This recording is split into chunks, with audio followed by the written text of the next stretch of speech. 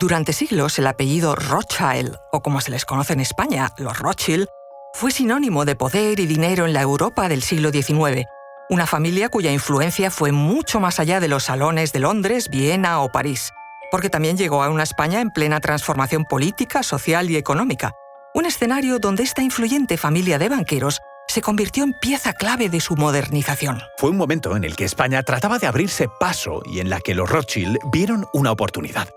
A través de alianzas y capital extranjero acabaron haciéndose con el control de activos esenciales como las minas de Río Tinto en Huelva o las líneas ferroviarias. Todo en una Europa que caminaba hacia el capitalismo moderno y una España que, a rebufo y con ayuda externa, trataba de no quedarse atrás. Os contamos esto y mucho más a continuación. Soy María José Rubio, historiadora y escritora. Y yo soy Luis Quevedo, divulgador científico. Y esto es Despierta tu Curiosidad, un podcast sobre historias insólitas de National Geographic.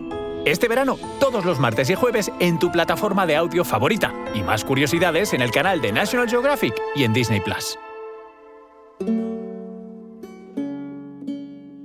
La entrada de los Rothschild en España se produjo en un momento clave, la década de 1830. El país vivía entonces una galopante crisis política, económica e institucional. El rey Fernando VII había muerto en 1833, dejando por heredera a una niña de 3 años, la reina Isabel II, cuyo trono disputaba su tío, el infante Carlos María Isidro, promotor de la primera y cruenta guerra carlista. La regente María Cristina, madre de Isabel II, junto a su gobierno liberal, necesitaba financiación urgente para sostener la monarquía isabelina frente a la guerra civil por el trono. Pero también necesitaban modernizar la administración y atraer capital extranjero. Fue entonces cuando James de Rothschild, cabeza de la Casa de Banca de París, comenzó a operar en España. Desde 1834, los Rothschild ofrecieron préstamos importantes al Estado español, con la mediación del banquero catalán José Safont, su primer agente. En esos años, España había perdido buena parte de su crédito internacional y los Rothschild, con su reputación impecable y su red de confianza, permitieron reabrir el acceso español a los mercados de capital europeos. Durante las siguientes décadas, los Rothschild participaron en múltiples empréstitos de deuda pública, ofreciendo condiciones más estables que otros prestamistas. Pero claro, este respaldo financiero no era altruista.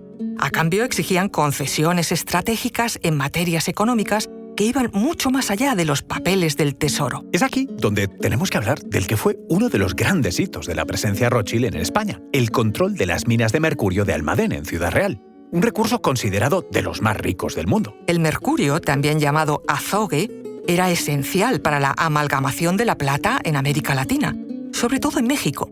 Por esta razón, controlarlo significaba dominar un recurso estratégico a escala global. En 1835, los Rothschild aseguraron el monopolio de exportación de este metal.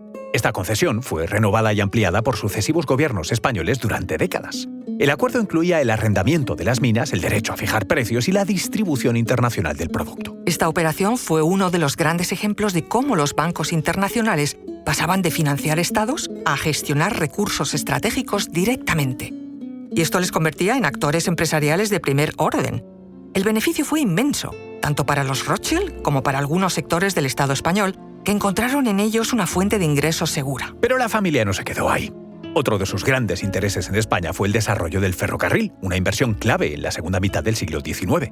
A través del banquero Ernesto Rothschild, la familia invirtió en la creación de varias líneas ferroviarias, especialmente en el norte de España, donde se concentraban los intereses mineros. Uno de sus proyectos estrella fue la línea Langreo-Gijón, construida para facilitar el transporte de carbón asturiano. También invirtieron en la Compañía de los Caminos de Hierro del norte de España, una de las más grandes del país, que conectaba Madrid con el País Vasco y Francia. Por si no fuese suficiente, la Casa Rothschild participó en compañías navieras, aseguradoras y bancos, como el Banco de Castilla o el Banco de Isabel II. Su influencia fue menos visible que la de otros grandes empresarios nacionales, como el Marqués de Salamanca, pero las conexiones internacionales y su capacidad de crédito les otorgó un poder real entre los círculos económicos y políticos. La familia no actuaba directamente, sino a través de una red de agentes cuidadosamente seleccionados. El más famoso fue Ignacio Bauer, un judío húngaro establecido en Madrid que actuó como representante oficial de la Casa Rothschild de París desde mediados del siglo XIX. Su residencia, el Palacio de Bauer, en la calle de San Bernardo de Madrid,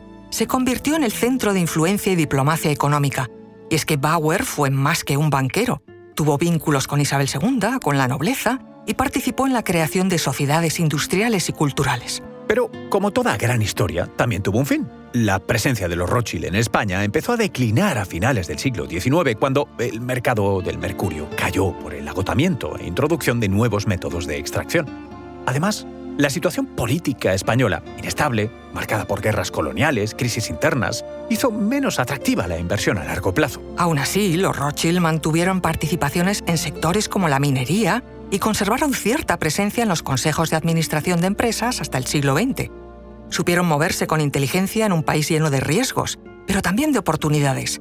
Un legado que es símbolo de la gran transformación económica de España en el siglo XIX.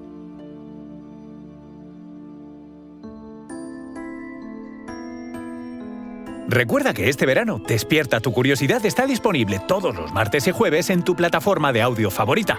Y disfruta de más curiosidades en el canal de National Geographic y en Disney+.